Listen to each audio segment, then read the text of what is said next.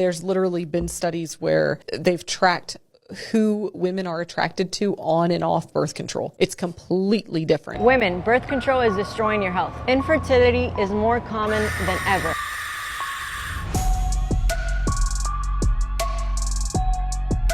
Sex education helps young people question the media that they see.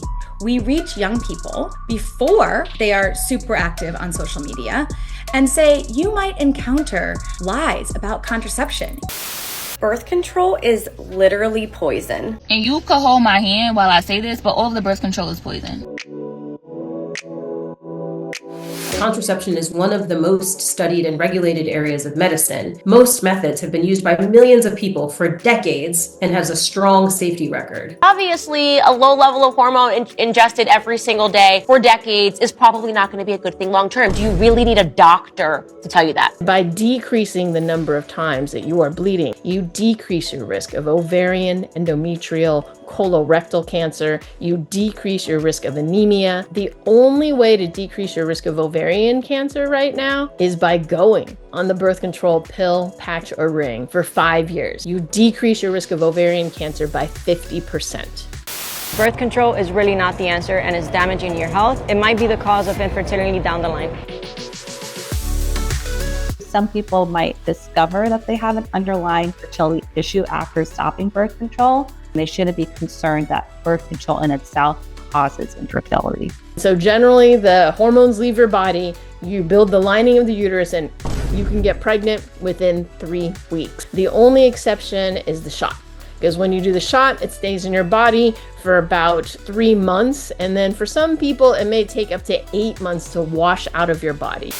Did you know that being on hormonal birth control can change who you are attracted to? It turns out that birth control actually makes women less attracted to masculine men. Your birth control might be affecting who you're attracted to and who's attracted to you.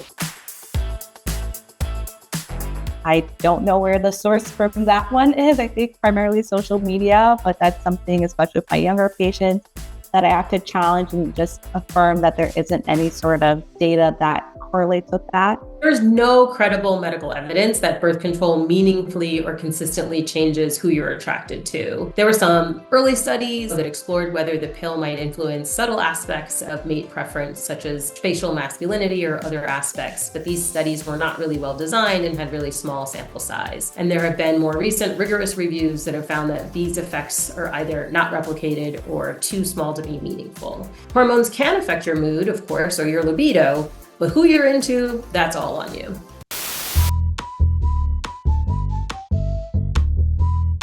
The research has actually shown any birth control pill containing ethinyl estradiol, estrogen, actually improves your skin.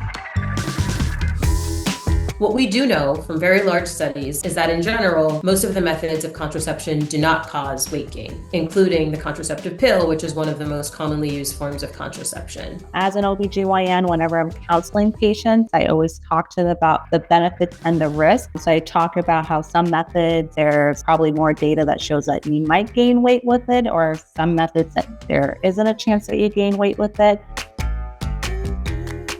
It is very personalized. It's really playing a matchmaker and finding what form of birth control fits their goals, desires, and their lifestyles.